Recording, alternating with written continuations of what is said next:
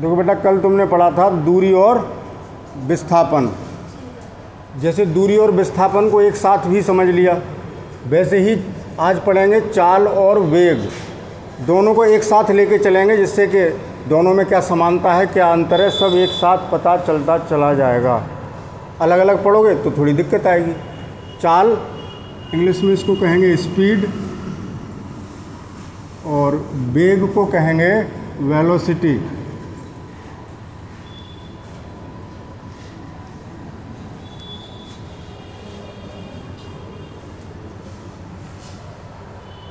तो सीधी सी बात है, चाल का मतलब जैसे तुम लोग साइकिल चलाते हो, तो मान लो 5 किलोमीटर की दूरी तुम 1 घंटे में तय कर लेते हो, मान लीजिए, तो चाल कितनी हो गई? 5 किलोमीटर प्रति घंटा। या हम ये कहें कि तुमने 10 किलोमीटर की दूरी 2 घंटे में कवर की है, यानी 2 घंटे में कितना चले? 10 किलोमीटर। तो 1 घंटे में कितना चलोगे? 5 किलोमीटर। तो वही है, एकांक समय में, एकांक समय 1 घंटा भी हो सकता है, 1 मिनट भी हो सकता है, 1 सेकंड भी हो सकता है, यानी एक की बात करेंगे। एकांक समय का मतलब निश्चित नहीं हुआ, अलग अलग हो सकता है, मात्रक के आधार पर डिपेंड करेगा कि हम 1 सेकंड में देख रहे हैं, कि 1 मिनट में देख रहे हैं, कि 1 घंटे में देख रहे हैं, उसी हिसाब से चाल का मात्रक आ जाएगा। यानी हम एकांक समय में जितनी दूरी तय कर लेते हैं वही क्या कहलाती है?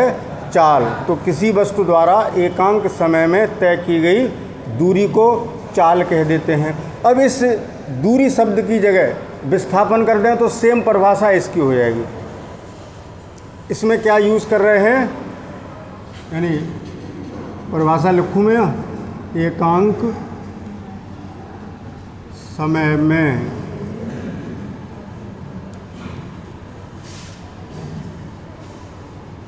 किसी वस्तु द्वारा, या इस बात को पहले भी लिख सकते थे, किसी वस्तु द्वारा तय की गई दूरी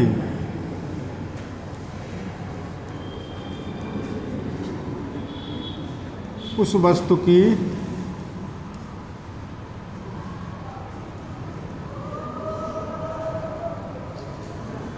चाल कहलाती है। शब्दों का फर्क है, कैसे ही कह लो।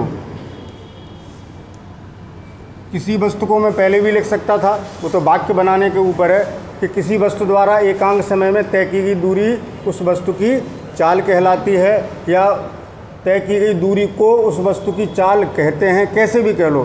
तो मैं कॉन्सेप्ट समझना है कि दूरी कितने समय में देखनी है? एकांक समय में।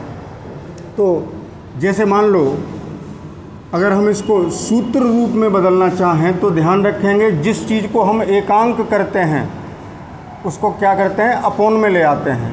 तो चाल जो है कितनी हो गई? दूरी बटे समय, क्योंकि एकांक समय में देख रहे हैं तो समय का भाग करना होगा। ये बात ध्यान रखें। कभी भी कोई परिभाषा ऐसी है कि उसमें एकांक शब्द आ रहा है तो वो एकांक किसके लिए है? एकांक ताप की बात हो रही है तो नीचे ताप का भाग हो जाएगा, ठीक है ना। जिस राशि की एकांक की बात हो उसे अपोन में लिख दो, तो चाल बराबर हो गया दूरी बटे समय। और अगर हमें वेग देखना है तो क्या करना होगा कि उस वस्तु ने कितना विस्थापन तय किया है। तो तुम्हें पता है दूरी और विस्थापन में अंतर, कल समझ चुके हो। दूरी और विस्थापन बराबर भी हो सकते हैं, और विस्थापन दूरी से छोटा हो सकता है, हमेशा ही छोटा ही रहेगा, या तो ज़्यादा होगा, बराबर हो जाएगा। तो चाल और वेग अगर किसी वस्तु का देखें तो अंतर आएगा। तो वेग को हम कैसे लिख सकते हैं? वेग बराबर, ऐसे इसकी परिभाषा अपने आप बना लेंगे। तो वेग बराबर क्या हुआ? विस्थापन बटे समय, या समयांतराल भी कह सकते हो। समय कह लो या समय अंतराल कह लो, एक ही बात है।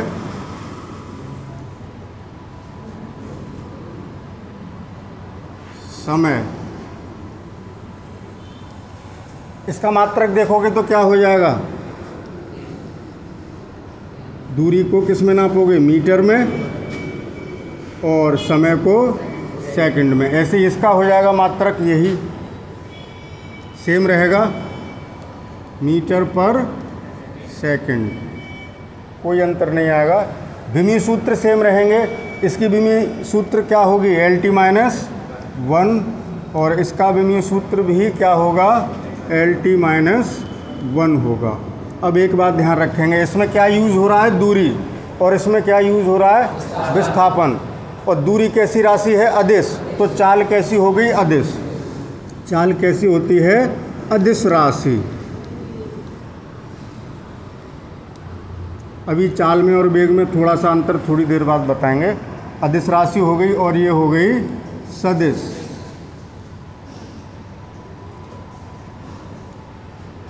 सदिश राशि है तो दिशा पर निर्भर करेगी, इसमें दिशा नहीं होगी, इसमें दिशा होगी। अब जैसे दोनों में अंतर कैसे समझें, ऐसे समझ सकते हो, यदि कोई वस्तु एक सीधी रेखा में चल रही है 40 किलोमीटर प्रति घंटा की चाल से, कितनी चाल है, 40 किलोमीटर प्रति घंटा की चाल से चलती चली जा रही है, तो उसकी चाल जितनी है उतना ही वेग है, वेग भी उतना ही आएगा, क्योंकि सीधी चल रही है और सीधी वाली दूरी जो होती है वो न्यूनतम होती है। तो यहाँ विस्थापन और दूरी बराबर रहेंगे तो क्या होगा, चाल और वेग भी बराबर होंगे। अगर वस्तु ऐसे नहीं चल रही, वस्तु चल रही है 40 से ही, अब उसने क्या किया कि ऐसे न चल के वो ऐसे चलने लगी, तो अब दूरी अलग होगी, विस्थापन अलग होगा।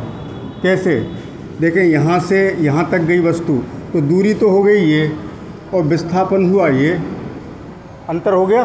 तो यहाँ 40 से चलने के बाद भी यहाँ जो वेग आएगा वो कम आएगा, क्योंकि विस्थापन उससे दूरी से कम हो गया, ठीक है ना, क्योंकि दिशा बदल गई ना, और चल अब भी रही है।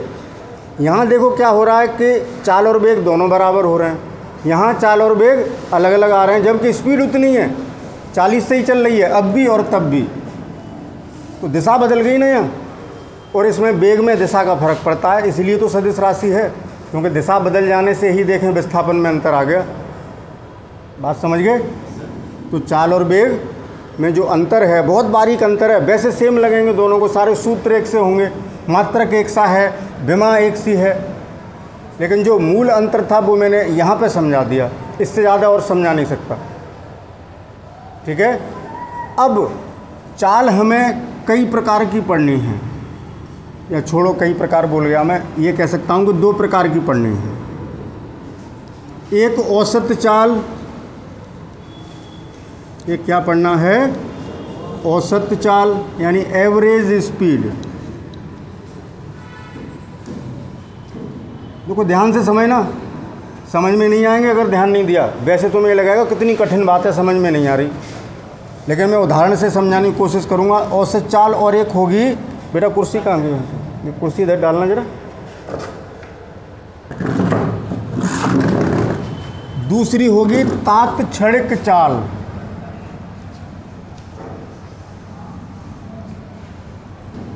तात्क्षणिक चाल, इसको कहते हैं इंस्टेंटेनियस। यहाँ बैठ बेटा, देखना आ रहा है कि नहीं, ये आ रहा है, इंस्टेंटेनियस स्पीड। ये दोनों बातें और समझ लो। ऐसे यहाँ 2 प्रकार के वेग हो जाएंगे, औसत वेग और तात्क्षणिक वेग। तो ये पढ़ा देते हैं, ये तो वेग तो अब समझ में आ ही गया, सारी चीज़ें ऐसी ही होंगी। तो इधर क्या क्या आ जाएगा, औसत वेग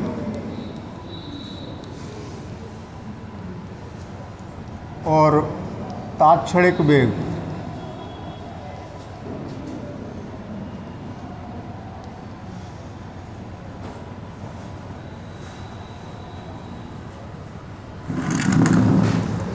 औसत एवरेज से क्या मतलब है, उदाहरण के लिए समझें। औसत चाल कब देखी जाती है और तात्क्षणिक चाल कब देखी जाती है, या ये क्या होती है, बहुत बारीक सा अंतर है, ध्यान से समझना। औसत ध्यान रखें, देखा जाएगा जब वस्तु एक लॉन्ग ड्यूरेशन के लिए चल रही हो, एक लंबे समय अंतराल में चली हो, ठीक है ना। और तात्क्षणिक बहुत सूक्ष्म समय की बात की जाएगी, अभी उदाहरण से बात समझ में आ जाएगी। लेकिन अभी जो बात बताई है कि औसत की बात कब करेंगे हम, जब समय अंतराल, जब तक वस्तु ने गति की है। ये नहीं कि हम जरा सा उठे और थोड़ी दूर तक चले गए, 1 सेकंड की दूरी, मतलब 1 सेकंड तक चले, तो इसमें औसत निकालना का कोई औचित्य नहीं है। औसत कब निकालेंगे, मान लो हम 15 मिनट चले, 20 मिनट चले, 1 घंटा चले, 5 घंटे तक चल रहे हैं, 6 घंटे तक चले, मतलब long duration of time interval होगी, उस समय औसत चाल निकलेगी। अब होगा क्या, देखो तुमने बाइक देखी है, कार देखा है, ट्रक देखा है, बस वगैरह सब देखे हैं। जो वाहन होते हैं उनमें एक मीटर लगा होता है, स्पीडोमीटर, जो स्पीड बताता है। जैसे 40 पर आ गया पॉइंटर, तो आप बता देते हैं कि इस समय हमारा वाहन 40 किलोमीटर प्रति घंटा की चाल से चल रहा है। यानी अगर उसी स्पीड से चलता रहे तो हम 1 घंटे में 40 किलोमीटर दूर पहुंच जाएंगे। यही तो अर्थ होता है चाल का। अगर अब होता क्या है कि जब हम सड़क पर चलते हैं तो वो मीटर तुम्हारा एक जगह नहीं रह सकता। कभी हो सकता है कि सड़क एकदम खाली मिल गई, 50 पे कर दिया, 60 पे कर दिया, 70 तक पहुंच गए, ठीक है। कभी एकदम भीड़ आ गई, फिर पता लगा स्पीड, ब्रेक भी लेने पड़ गए, 0 हो गई स्पीड, शून्य खड़े हैं, भीड़ हटने का इंतजार कर रहे हैं। कभी ऐसा भी हो सकता है कि स्पीड मतलब शून्य हुई और फिर धीरे धीरे बढ़ने लगी, कभी 10 हो गई, कभी 20, कभी 25, कभी फिर शून्य, कभी 40, कभी 50। तो स्पीड क्या है, घट बढ़ रही हैं, कांस्टेंट नहीं है, नियत नहीं है। तो अगर हमसे कोई पूछे कि भाई तुम्हारी स्पीड कितनी है, कितनी स्पीड से चल के आए हो, तो क्या करेंगे, पूरी यात्रा का औसत बताना पड़ेगा, तब वो स्पीड निकल के आएगी कि हम इतनी स्पीड से चले। ना तो हम ये कह सकते हैं कि 10 किलोमीटर प्रति घंटा की चाल से चले, न 70 बता सकते हैं, न 50 बता सकते हैं, क्योंकि अनियमित है चाल। तो यही एवरेज निकालेंगे, तो औसत चाल क्या हो जाएगी, कुल दूरी हमने कितनी कवर की। मान लो इस यात्रा के दौरान, इस यात्रा में हमने क्या किया था, कभी रुके भी थे, कभी 80, 90, 100 तक भी पहुँचे थे, कभी 10 पर भी थे, कभी 20 पर भी थे। ऐसे यात्रा जब की तो मान लीजिए 50 किलोमीटर की दूरी हमने तय की 2.5 घंटे में। टोटल कितना लंबा सफ़र था हमारा, 50 किलोमीटर का। और हम टोटल टाइम हमारी घड़ी के द्वारा जो देखा गया, 10 बजे चले थे, 12:30 बजे पहुँचे, तो 2.5 घंटे में हमने वो सफ़र तय किया। तो चाल, यहाँ से जो चाल निकालोगे वो कितनी निकल के आई, 50/2.5, दशमलव हटाओगे 0, 20 आ गई। आवाज़ नहीं करेगा कोई, चुपचाप बैठे रहो। 20 किलोमीटर प्रति घंटा आ गई। यानी अगर वो व्यक्ति 20 की स्पीड पर ही चलता रहता, कोई सड़क पर नहीं मिलता, और वो 20 पर भी चलता, तब भी वो 2.5 घंटे में पहुंचता। और कभी 100 पे चला, कभी 80 पे चला, कभी 70 पर, कभी रुका भी, कभी 10 पर भी, कभी 20 पर भी, तब भी वो 2.5 घंटे में पहुंचा। तो उसकी एवरेज स्पीड कितनी निकल के आई, 20। उससे ये पता चल जाता है कि हम पूरी यात्रा अगर इतनी स्पीड से चलते तब भी उतना ही टाइम हम लेते। उदाहरण के तौर पर ऐसे समझें। लेकिन ये हम कब चले थे, 10 बजे, और पहुँचे कब, 12:30 बजे।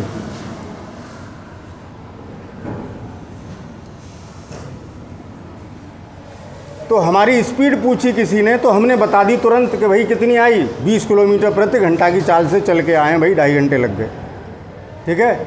अब कोई ये पूछे कि भाई तुम्हारी 11:05 पर स्पीड कितनी थी, ये भी तो पूछ सकता है कि 11:05 पर तुम कितनी चाल से चल रहे थे, पर्टिकुलर टाइम पर। बहुत थोड़े से सूक्ष्म समय अंतराल की बात हो रही है। वो जो स्पीड होगी, हो सकता है वो उस समय 50 पे चल रहा हो, तो वो हो गई तात्क्षणिक, निश्चित समय पर।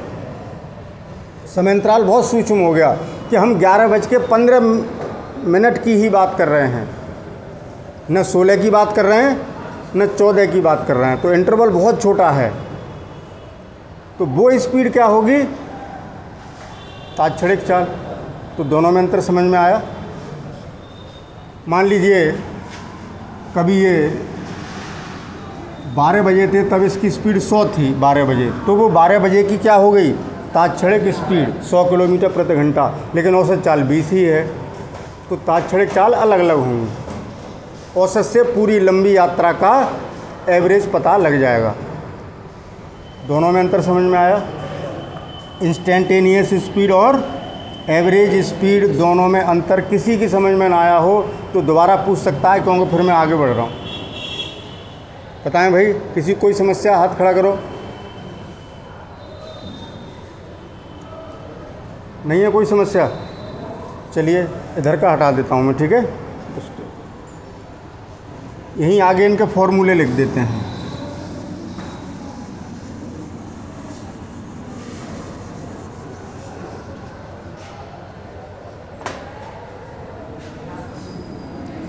अच्छा, दूसरे तरीके से और समझाता हूँ मैं, एक तरीके से और समझ लो। Sunday, Monday, Tuesday, Wednesday, Thursday, Friday, Saturday. अब आज बेटा बिल्कुल ना आए तो ज़्यादा बढ़िया है। बोरियत हो रही है तो बताओ, हम बंद कर देते हैं पढ़ाई। ये भिन्न भिन्नाहट की आवाज़ क्यों आती है? टाइम बर्बाद कर रहे हो। ये लेक्चर भी ख़राब हो रहा है, तुम्हें डांटना पड़ रहा है। संडे से लेके सैटरडे तक 7 दिन हो गए। तुम्हें पॉकेट मनी मिलती है डेली, तुम्हारे पिताजी तुम्हें पॉकेट मनी देते हैं, ठीक है। संडे को दे दिए 10 रुपये, मंडे को 12 रुपये, ट्यूसडे को 5 रुपये, वेडनेसडे को कुछ नहीं दिया, ठीक है। थर्सडे को दे दिए 6 रुपये और फ्राइडे को दे दिए 8 रुपये और सैटरडे को दे दिए मान लीजिए 9 रुपये। अब मैं जोड़ सही कर लूँगा, जोड़ के पता लगेगा ना कि 7 से कट रही है संख्या के नहीं। तो इनका जोड़ करें तो कितने हो गए? देखो 12 और 10 22 रुपये, 22 और 5 27, 27 और 6 33, 33 और 8 41, 41 और 9, तो यहाँ कर लेते हैं 8 रुपये। तो टोटल रुपए तुम्हें उस हफ्ते कितने मिले? 49। तुमसे पूछा जाए कि बेटा तुम्हें कितनी पॉकेट मनी मिलती है, तो तुम क्या करोगे? इसका औसत निकालोगे, कुल रुपए बटे कुल दिन। तो 49/7, यानी एक दिन के हिस्से में कितने पड़े? 7 रुपये पड़े बेटा। तो हम ये कह सकते हैं कि हमें एक दिन में 7 रुपये मिलते हैं, तभी तो एक हफ्ता में 49 रुपये मिले, एक सप्ताह में। तो ये क्या रहा? एवरेज। इससे ये नहीं पता लग रहा कि मंडे को कितने मिले, ट्यूसडे को कितने मिले, संडे को कितने मिले, ये नहीं पता लगता। वो किससे पता लगेगा? वही तात्क्षणिक है। अगर हम तुमसे ये पूछेंगे बेटा मंडे को कितने रुपए मिले थे, तो तुम कहोगे 12, तो ये 12 हैं तात्क्षणिक पॉकेट मनी। ये क्या हुई? तात्क्षणिक पॉकेट मनी के पर्टिकुलर उस दिन कितने मिले, वो इससे अलग हो सकते हैं। ये तो सबको बराबर रूप से बांट रहा है। औसत क्या करता है? सबको बराबर कर देता है, सभी दिनों में बराबर बराबर बांट दिया। तो वही यहाँ पर है, यहाँ रुपए थे, यहाँ स्पीड की बात हो रही है, ठीक है। तो पर्टिकुलर समय, जैसे मैंने कहा 12:10 पर कितनी स्पीड थी उसकी, हो सकता है उस समय खड़ा हो तो तात्क्षणिक चाल उस समय 0 हो गई, ठीक है ना। और एवरेज कितनी निकल के आई थी? अभी 20 निकली थी, 20 किलोमीटर प्रति घंटा। अब इनके सूत्र लिख लेते हैं।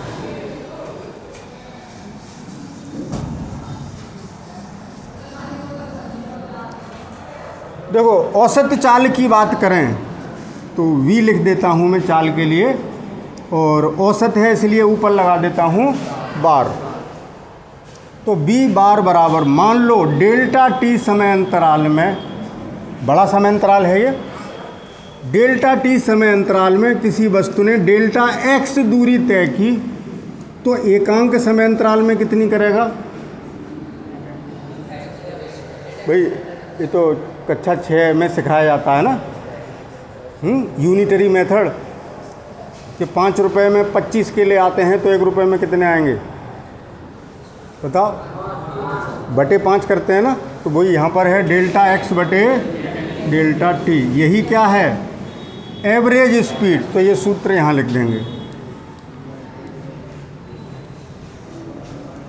अब बहुत सूक्ष्म टाइम इंटरवल की बात हो रही है, ठीक है ना।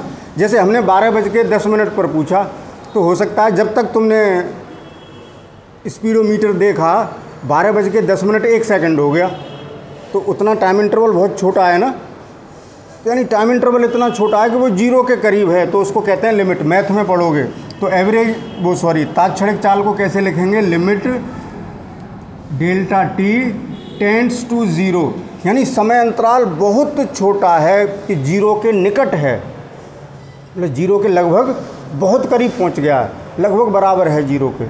और डेल्टा एक्स बटे ये संकेत है केवल, ये नहीं किसी चीज़ का गुणा कर दिया, ये संकेत है कि ये जो हम डेल्टा एक्स बटे डेल्टा टी लिख रहे हैं, इसमें डेल्टा टी बहुत छोटा है। ये बात गणित की भाषा में लिख दी गई है, गुणा नहीं है कि ये इसका गुणा कर दिया है। इसी बात को अब मैथ में पढ़ोगे, अवकलन डिफरेंशिएशन, वहाँ तुम्हें पढ़ा जाएगा कि ये डेरिवेटिव में कन्वर्ट हो जाता है जब limit delta T tends to 0, नीचे जो डिनोमिनेटर है, जो नीचे क्या कहेंगे, हर, नीचे जो हर है वो बहुत सूक्ष्म हो तो ये अवकलन में बदल जाता है। तो ये नीचे आएगा नहीं, इधर लिख देता हूँ, ठीक है। तो यही क्या बन जाएगा, v बराबर dx अपॉन dt। इससे हमें इंस्टेंटेनियस स्पीड मिल जाएगी। ऐसी वेलोसिटी की बात होगी तो यहाँ वो x क्या होगा दिमाग में रखना है, विस्थापन होगा। यहाँ x क्या है, दूरी है। चाल की बात कर रहे हैं तो x दूरी है, वेग की बात करेंगे तो x क्या होगा, विस्थापन। बाकी की चीज़ सब सेम है, कोई अंतर नहीं है। अब बात आती है कि तुम्हारे एग्ज़ाम में इस पर आधारित एक सवाल निश्चित आएगा।